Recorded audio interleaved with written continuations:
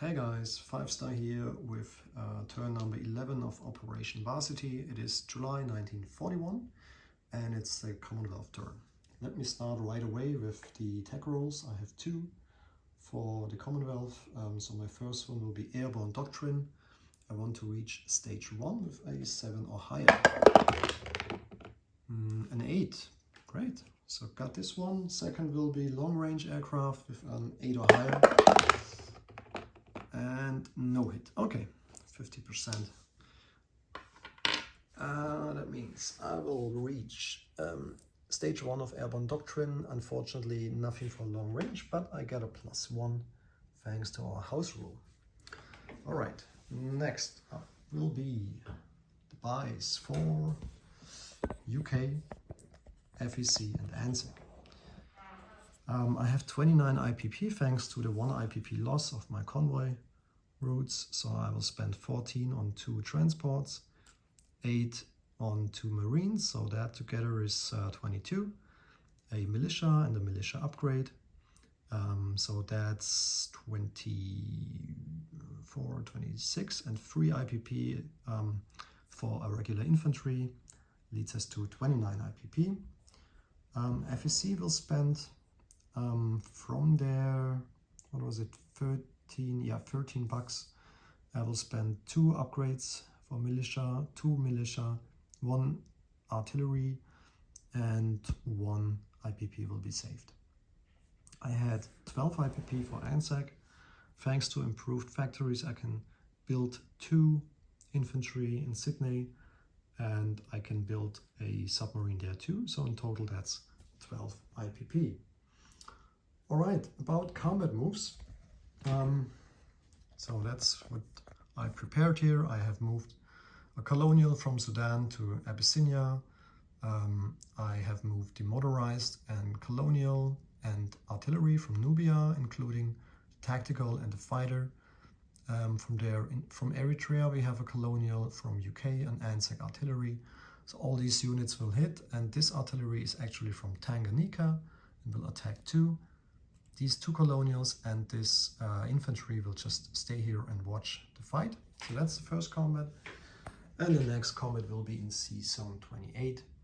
So I will use one of my destroyers, which were on escort duty last turn, attacking these 2, one coastal sub and a regular sub, and together with my seaplane, which has a +2 attack modifier.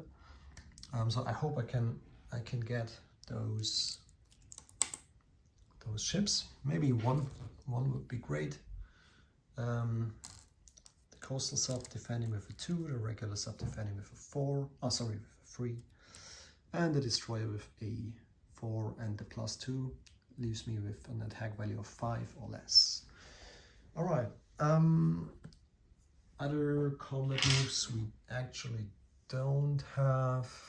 Yeah, this one will go off escort duty and we'll move here. I don't think it's described as a combat move, but I will move it. As well as these 2 destroyers, they were all on escort duty last turn. So the FEC destroyer will move 1 and 2 to M3. The ANZAC will move 1 to M2. And that's about it. So they're not going on escort duty here. And these 2, they will go in port later. Yeah, that's not considered a combat move. Sorry, guys. What do we have here? No more combat moves. Yeah, there's another sub here in A20, which will convoy raid me. But first the Americans try to take it out. Maybe later with a seaplane. Okay. Moving on to the Battle of the Sea Zone 20... What was it again? 28. So I have a destroyer hitting with a 4 or less, and I hope I get 1 hit. Perfect, that's 1 hit from the destroyer. Next one, the seaplane at a 5 or less. And I got lucky, so both subs are killed.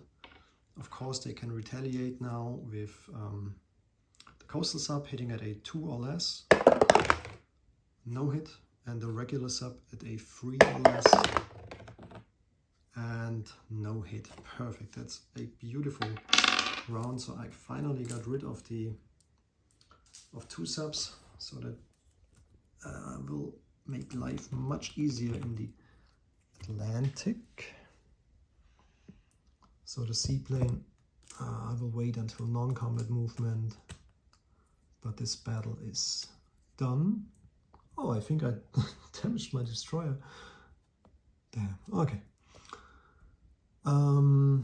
Okay, that was the first combat. Next up will be Battle of Abyssinia. Let me take out 3 colonials. And yeah, we are facing a mountain penalty, 1 motorized, and in total 1, 2, 3 artillery. Let me just place that on the battle board. Maybe I get a hit with the artillery with first strike, but maybe not. Let's see. Of course, I will also bring, as I mentioned, the TAC bomber and the fighter to Abyssinia. And Italy is defending Abyssinia with 1 single militia, so that should be enough, I guess, to kill the militia here. So that's what I have. 3 colonials, 1 motorized with a 1. Actually, sorry, because of the mountain penalty, I have to move down the artillery, but on the other hand, 2 of the colonials go up because of the artillery, so that should be it. I got first strike with my artillery. 3 of those. Sorry, that's... Oh, I can actually move up 3 colonials to 2. So let's see if I can roll. Maybe 1 would be fine. Okay, 3. I will roll all 3 of them. And I have to hurry up a bit, so no hit here. 3 infantry, the colonials with 2 less. And there's the hit I need. That's okay. Italy defend with a militia. And 1 hit, so I will remove one of those colonial infantries. Yeah, lost 1 unit, but that's okay. So I take Abyssinia with 2 colonials, 3 artilleries, and a single motorized.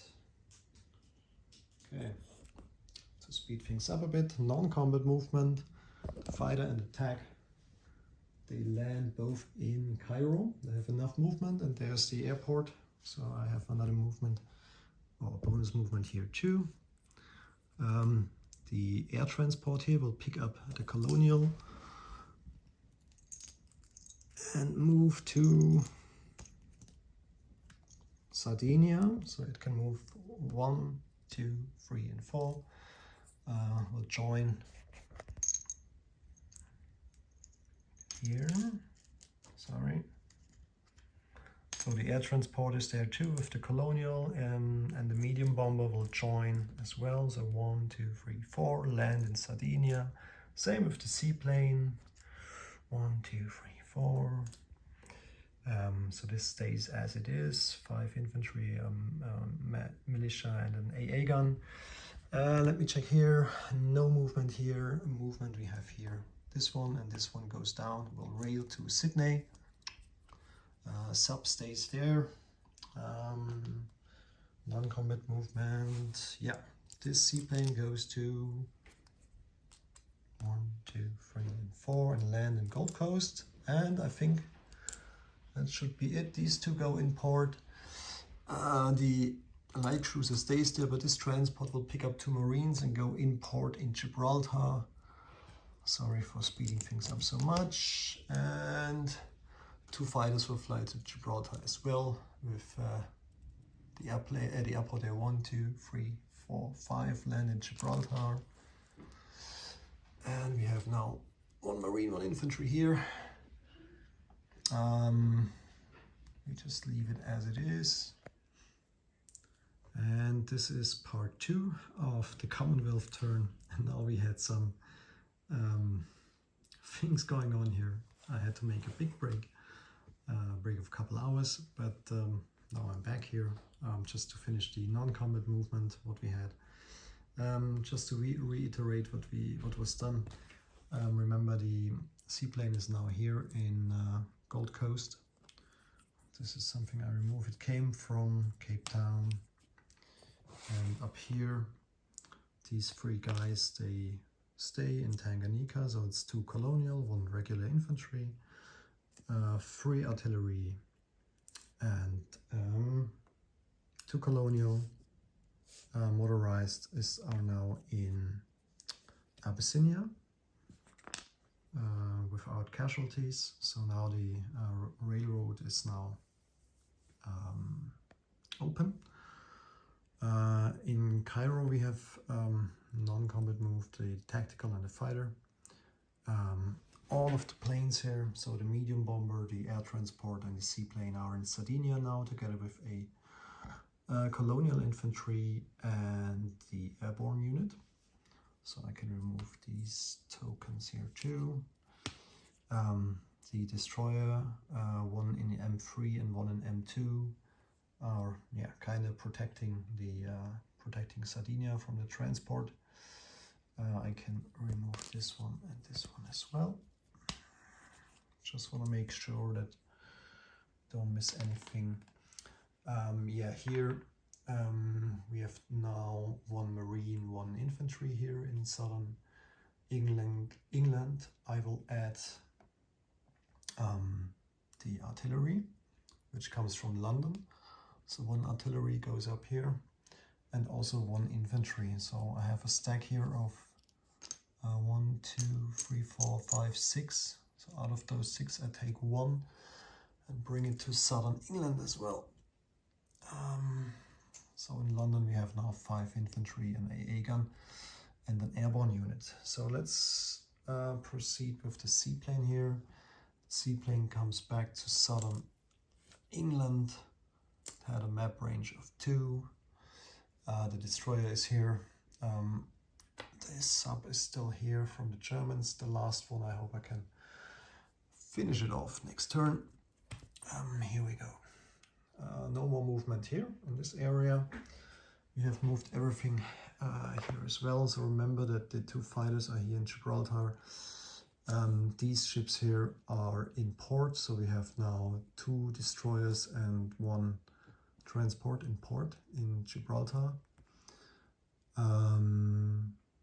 Yeah, I think this is it.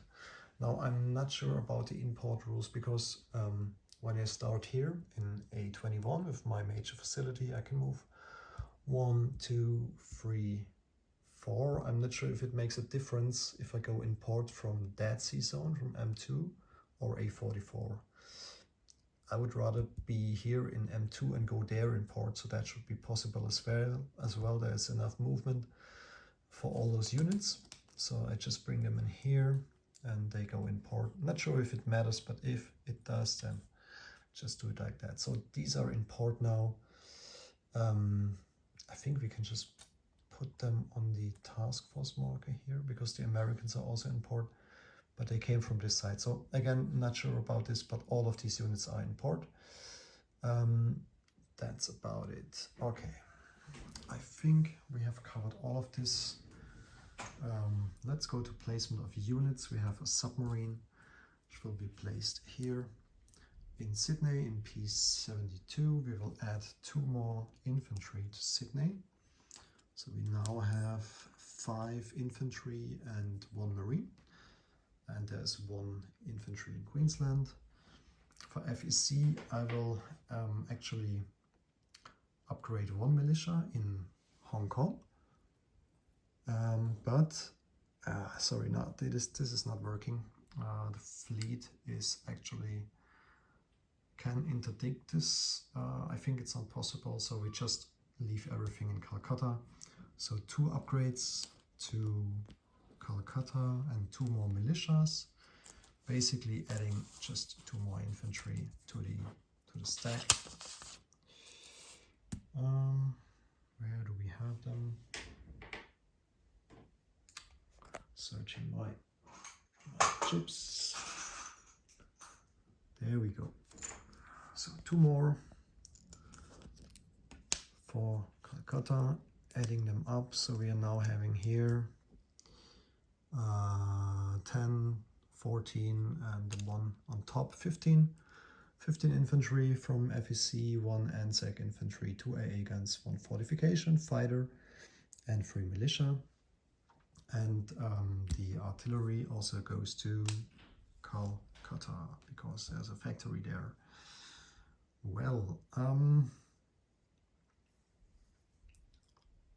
we need to place units here in UK. So there's 2 transports. They go in port in A21 together with the light cruiser there, and these guys, 2 Marines. Of course they go to London, so they go straight to this task marker here. I have 1 upgrade for militia that goes to Cairo, of course, and the infantry goes to London, so up here. And there's 1 militia left to place, and I wanted to place it in Sardinia. I think that should be possible to do. So there are now, yeah, some things here. I will place a task marker there later. So I think that's it, guys. Let's check out the income. As UK is currently at 25, they get a 5 bonus, so 30. IPP, FSC is currently at 11, saved 1, and still has the 2+2 bonus, so ends up the turn with 14 IPP. And ANZAC still have the usual 9 IPP for the next turn. Alright guys, sorry for the long gap between the 2 recordings. I hope tomorrow will be a little bit better. Bye bye.